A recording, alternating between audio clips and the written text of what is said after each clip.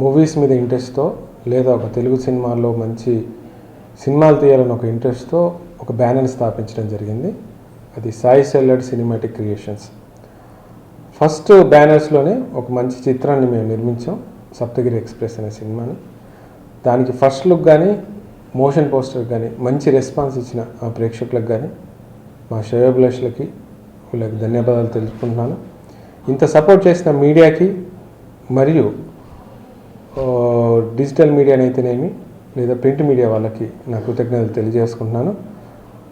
Movie కూడా త్వరలో release చేయబోతున్నాం. అది కూడా హ్యూజ్ సక్సెస్ అందుకుంటుందని ఆశిస్తూ ధన్యవాదాలు తెలుపుకుంటున్నాను.